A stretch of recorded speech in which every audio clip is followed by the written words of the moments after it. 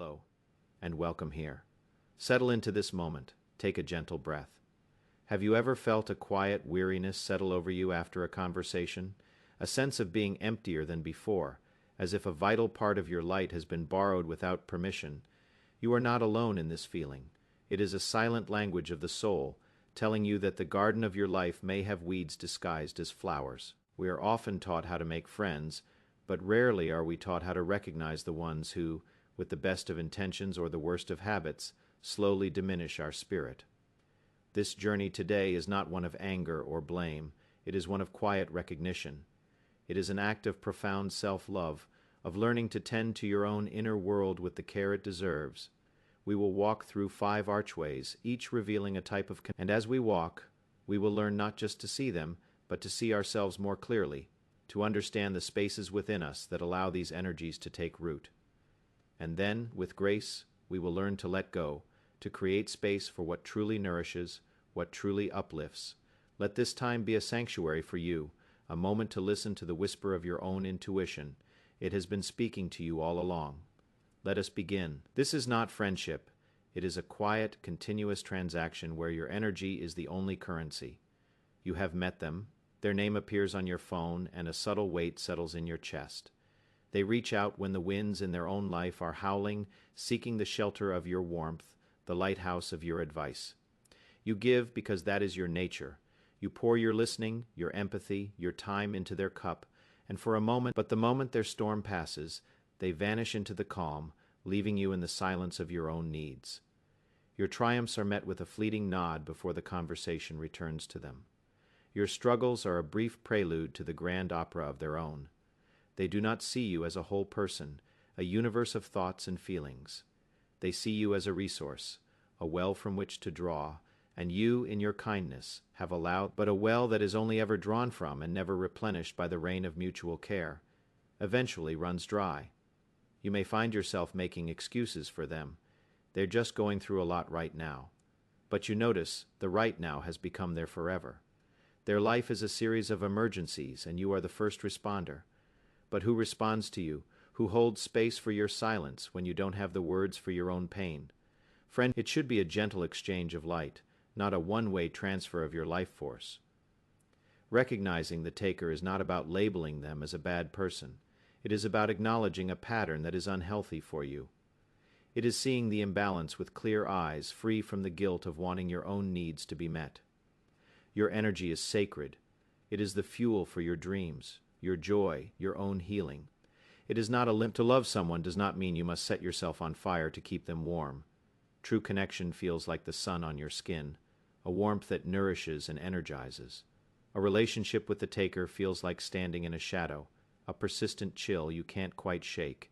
Pay attention to how you feel after you part ways. Do you feel lighter, seen, and appreciated, or do you feel like a ghost in your own life, depleted and unseen?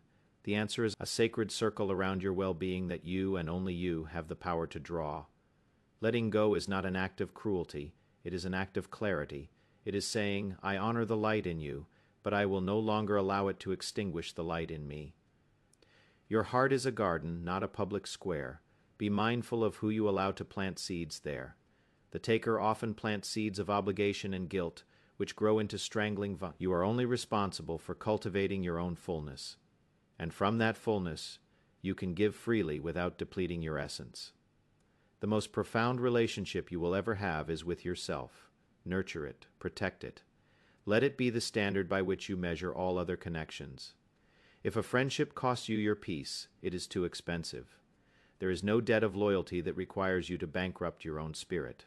If they are permanently tilted, if you are always the one adding weight to their side while yours remains empty, it is time to step away, not with a crash, but with the quiet dignity of a season changing. The leaf does not fight the branch as it lets go. It simply releases, trusting the wind. Trust yourself. Release the need to be the endless fountain. You are also the one who needs to drink. This is one of the most confusing and painful dynamics, for it wears the mask of friendship so convincingly. On the surface, they are there. They celebrate with you, they smile at your good news. But if you listen closely, if you feel into the space between their words, you will sense a subtle chill. Your success is not a source of shared joy for them. It is a mirror reflecting their own perceived lack. You share a victory, a promotion, a newfound happiness. Their congratulations are swift, almost rehearsed, and are quickly followed by a story of their own, one that subtly ups yours, or worse. They find a way to diminish your achievement with a backhanded compliment. That's amazing you got that job, especially in this economy. I heard they were struggling to find anyone. You are left feeling a strange mix of pride and shame, as if your joy was somehow inappropriate. They are the friend who asks about your progress not to cheer you on, but to measure themselves against you. Your life becomes data for their own internal competition. They are more interested in your stumbles than your flights. When you are struggling, they are suddenly the most supportive friend you have ever known. They offer advice, they lend an ear. The unspoken race is paused, and they are in the lead. This is not conscious malice. Often it is born from a deep-seated insecurity, a wound within them that feels pain whenever it sees light in another. But the source of their behavior does not negate its effect on you. A friendship with a competitor teaches you to shrink. You start to downplay your own successes to keep the peace. You hesitate to share good news, anticipating the subtle sting that will surely follow. Authentic friendship is a space of mutual celebration. Your friend's success should feel, in some small way, like your own. It should inspire you, not threaten you. It is two flames burning side by side, each making the other brighter. The competitor's flame sputters and shrinks when yours grows tall. They are trying to create warmth by stealing your fire. True confidence is quiet. Insecurity is loud. The tragedy is that they believe life is a zero-sum game, that your success somehow takes from a finite pool of happiness that should be theirs. They do not understand the infinite nature of joy, that it multiplies when shared. Pay attention to the friends who are truly deeply happy for you, the ones whose eyes light up when you share good news, with no shadow of comparison behind them. Those are your people. Those are the connections to water. The others, you must learn to see. It will only create a world where two people are small instead of one. Choose to stand in your full height. Choose to shine your light unapologetically. Those who are meant to be in your life will celebrate your radiance. They will not ask you to stand in the shade for their comfort. The universe is not a competition. It is a collaboration. Your unique gifts and successes do not diminish the world. They add to its tapestry. Surround yourself with people who are weaving their own beautiful patterns and who admire the beauty of yours without needing to unravel it. Letting go of a competitor is not about declaring them an enemy. It is about resigning from a game you never signed up to play. It is a quiet folding of your cards, a graceful exit from the table. You are not here to compete. You are here to live, to create, to become. And that sacred journey requires the third presence that can cloud your inner sky is the critic, the one who judges under the guise of love. This is perhaps the most insidious of all, because their critiques often sound like wisdom. They wrap their judgment in the language of care. I'm only telling you this for your own good. I'm just being honest. I want to see you be the best version of yourself, and so you listen. You absorb their constant stream of constructive feedback. They critique what you wear, how you speak, the partner you choose, the career path you follow. Nothing is ever quite right in their eyes. There is always room for improvement, and they are always the one to point it out. You begin to second, guess yourself. Their voice becomes a permanent resident in your head, a constant narrator pointing out your flaws. You find yourself dressing, speaking, and even thinking in a way to preempt their. Often they are deeply critical of themselves, and they project that inner harshness onto you by fixing you. They feel a temporary sense of order and control in a world that feels chaotic to them. They believe they are helping, but the help they offer is a cage. It confines you to their definition of what is right, what is acceptable, what is good. A true friend, a wise soul, does not offer unsolicited. They hold up a space of unconditional acceptance, and in that safe reflection you are able to see yourself more clearly. You can see your own flaws, your own strengths, and you can choose your own path of growth. The critic hands you a distorted funhouse mirror, one that exaggerates your imperfections and makes your beauty seem strange and misshapen. They are not helping you grow. They are trying to prune you into a shape that is more comfortable for them. It is conformity. True growth blossoms from within, watered by self-acceptance and the warmth of genuine support. A loving friend might say, "I see you're struggling with this. How can I support you as you find your way? The critic says, here's what you're doing wrong, and here's how you should fix it. One empowers, the other diminishes. One is an open hand, the other is a pointing finger. Over time, you lose connection with your own intuition, your own inner guidance system. You start to feel that you are fundamentally flawed, that you are a project to be completed rather than a person to be cherished. This is a profound spiritual injury. The foundation of a peaceful life is self-acceptance. It is the deep, unwavering knowledge that you are worthy and whole, exactly as you are, even as you evolve. The critic dismantles this foundation. To heal, you must begin to build a boundary, not of anger, but of discernment. When the criticism comes, you can learn to pause, to take a breath, and to ask yourself, does this resonate with my own inner truth, or is this their fear speaking? You can even say with gentle strength, thank you for your perspective. I will consider it right now. I need your support, not your analysis. Their advice is at best a projection of their own experience, and at worst, a projection of their own fears. Reclaim your sovereignty. Your life is your masterpiece to create. You would not let a random critic walk into an artist's studio and repaint their canvas. Do not allow it in the sacred studio of your soul. Surround yourself with people who look at your canvas in all its messy, beautiful, unfinished glory. That is the energy that heals. That is the soil in which you can truly grow. The critic may mean well, but the road to a diminished life is paved with the good intentions of others. Choose the road less traveled, the one paved with your own self-worth. It is a quieter road, but it leads back to you. The fourth pattern of relating that brings a storm into your life is the victim, the one who lives in a perpetual state of crisis. Their life is a landscape of injustices, betrayals, and misfortunes. They are constantly embattled, and you are their steadfast soldier, their therapist, their rescuer. When they call, you know it is not to ask how you are. It is to give you the latest installment in the ongoing drama of their life. You listen, you soothe, you offer solutions. You spend your precious energy brainstorming ways they could improve their situation. Yes, but is their favorite refrain. You begin to realize they are not looking for a way out of the storm. They have made the storm their home. The identity of the victim is a powerful one. It absolves them of responsibility. Nothing is ever their fault. The world is a cruel place, and they are its primary target. This worldview, while painful, is also strangely safe. If nothing is your fault, you never. The dynamic that forms is one of codependence.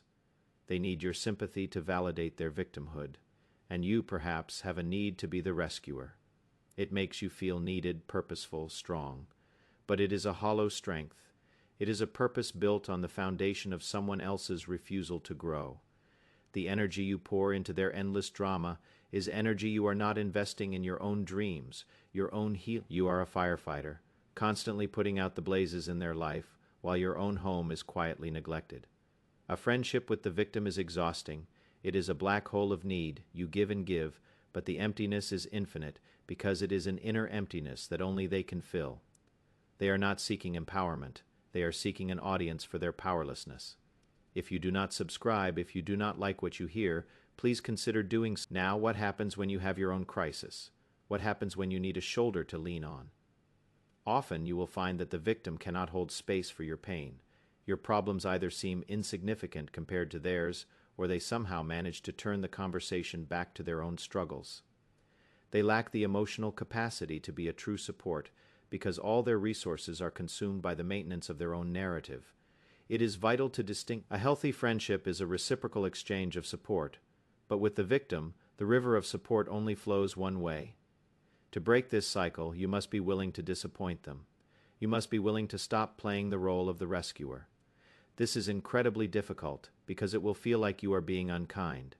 They will likely accuse you of being unfeeling, of abandoning them in their time of need. You must hold fast to the truth. You can offer compassion without offering your life force. You can say, I hear that you are in pain, and that must be so difficult. I have faith in your ability to find your way through this. This is a statement of empowerment, not abandonment. It places the agency back in their hands where it belongs. You must let go of the need to fix them. You are not their savior.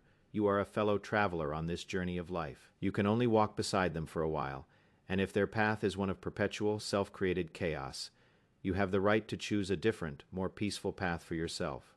It is not selfish to protect your energy. It is necessary. It is the fundamental requirement for a healthy and vibrant life. Let their storms be their own. You are not the weather. You are the deep, unshakable mountain. Stand firm in your own peace, the storm, and when the clouds clear, you will still be there, solid, grounded, and whole. Finally, we arrive at the fifth, and perhaps most subtle drain on your life force, the ghost of the past, the friend who keeps you anchored to who you used to be. This connection is often steeped in nostalgia and shared history. It feels comfortable, familiar, safe. This is the friend you have known since childhood, the one who knew you before you knew yourself, and therein lie, and they interact with that snapshot, not with the person you are today. You have grown, you have evolved, you have shed old skins, healed old wounds, and dreamed new dreams. But to them, you are still the person who made that mistake, who had that insecurity, who liked those things. They constantly bring up old stories, not just as fond memories, but as a way of defining you. Oh, you wouldn't like that. Their words, often meant with affection, are like invisible threads tying you to a past self you have worked so hard to outgrow. The relationship becomes a time capsule. When you are with them, you feel yourself reverting to that old version. The old patterns of speaking, the old insecurities, the old smaller version of your dreams. It is a comfortable regression, but it is a regression nonetheless. It requires us to step into the unknown, to be awkward beginners again, to let go of who we were for who we are becoming. The ghost of the past offers an alluring alternative. Stay here in the known, stay here, where we both understand the rules. They are not intentionally holding you back. They are often afraid of change themselves. Your growth is a mirror to their own stagnation. If you can change, it means they subconsciously try to keep you in the box they have built for you, because it is the same box they have built for themselves. Your evolution threatens the equilibrium of the relationship. As you expand, the space between you and them can grow. They may not have the language for this, so it comes out as teasing, as skepticism, or as a constant reminiscing that keeps you tethered to the shared comfortable past.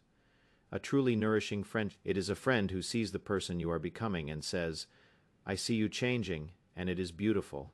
Teach me what you are learning."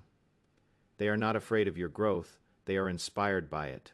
They hold space for the new you to emerge, even if it feels unfamiliar. They are willing to get to know you again and again, at every stage of your life. They do not cling to the snapshot. They are engaged with the living, breathing master. If you feel you must shrink or pretend to be a lesser version of yourself to maintain a friendship, that friendship is no longer serving your soul's purpose. Your purpose is to expand, to become more of yourself, not less. Pay attention to how you feel when you are with old friends. Do you feel seen for who you are right now, or do you feel like you are putting on an old, ill-fitting costume for the sake of nostalgia? The past is a beautiful place to visit. You must be willing to lovingly release the connections that are only in love with your history. You can be grateful for the role they played. You can honor the memories you shared, but you do not have to sacrifice your future self for the comfort of a past connection. It is a quiet, gentle drifting apart. Not a dramatic severing. It is acknowledging that your paths have diverged. You are on a different river now, one that is flowing towards a vast. You can wave to them from the shore with love and gratitude, and then you must continue on your journey. The friends who are meant for this next chapter of your life will meet you on the river. They will be rowing in the same direction, towards growth, towards expansion, towards the boundless horizon of who you are becoming. Having walked through these 5 archways, we now arrive at the most important place, the sanctuary of your own heart. It is easy to look outward. It is a necessary first step of awareness. But the deeper work, the sacred work, begins when we turn our gaze inward. The question we must ask is not just, why are they like this? The more empowering question is, what is it within me that has allowed these connections to persist? This is not a question of self-blame. It is a question of self-discovery.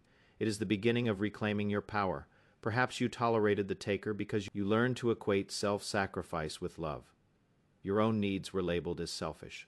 So you gave from an empty well, hoping that one day someone would see your thirst and offer you a drink. The healing is to learn that you are the well. You are the rain. You must learn to fill yourself first. Self-love is not selfish. It is the foundation from which all healthy giving flows. Perhaps you kept the competitor closed because a part of you dimmed your light to be liked, confusing fitting in with belonging. The healing is to embrace your own brilliance, to understand that your light is not a threat to anyone who is truly comfortable with their own. True belonging is not about being the same, it is about being your authentic self, and being loved for it. Shine on. The right people will not be blinded, they will be warmed.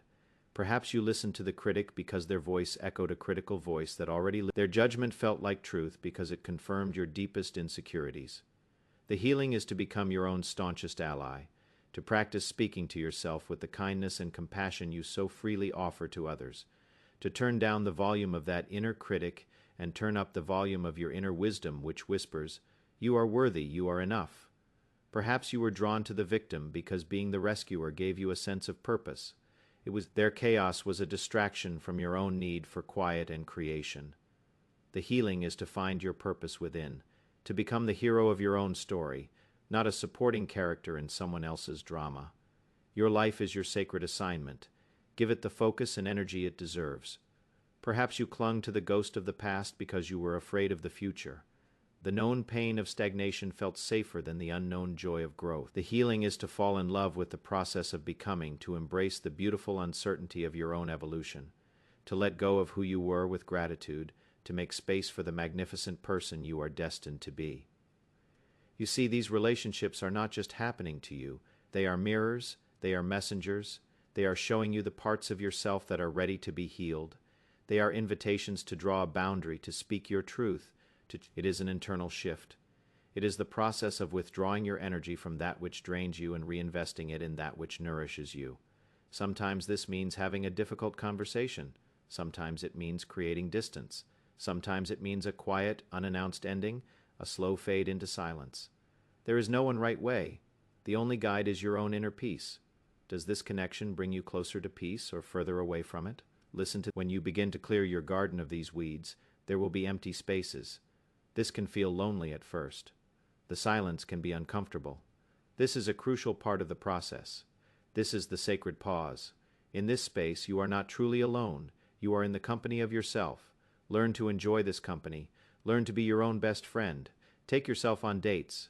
Listen to your own thoughts. Discover what brings you joy when no one else. Healthy relationships are not about two people coming together to make a whole.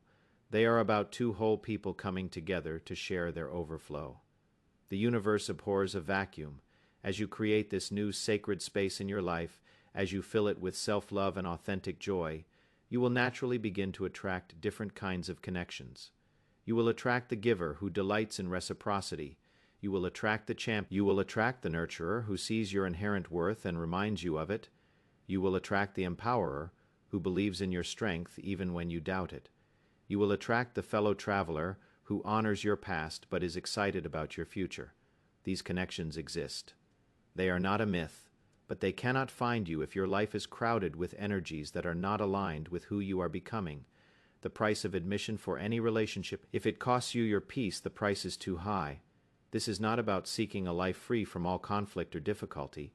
It is about choosing where to invest your precious finite energy, invested in relationships that are fertile ground where you can plant seeds of vulnerability and trust and watch them grow into something beautiful, invested in connections that feel like coming home. You have the right to be selective. Your inner circle is it is a privilege that should be earned through trust, respect, and mutual care. As you become more attuned to your own energy, you will develop a powerful sense of discernment. You will feel the subtle shifts, the imbalances, the inauthenticities. You will no longer need to analyze or rationalize. You will simply know. This is your intuition, your soul's GPS, coming online. Trust it. It will never steer. You may stumble. You may let someone in who you later realize is not healthy for you. That is not a failure. It is a lesson. Each interaction teaches you more about yourself and what you truly need. Forgive yourself for the times you did not know how to protect your energy. You were doing the best you could with the awareness you had. Now you have more awareness. Now you can choose differently. Every day is a new opportunity to choose yourself. Let your life be a testament to the power of authentic connection. Let your heart be a beacon for those who are also seeking to love, and be loved in a way that is whole, healthy, and true. The world is full of them. Create the space and they will come. You are worthy of friendships that feel like sunshine. Do not settle for anything less. I hope these words have brought you a measure of peace. Thank you for being here, for sharing this space and time. If this resonated with you, you are doing better than you think.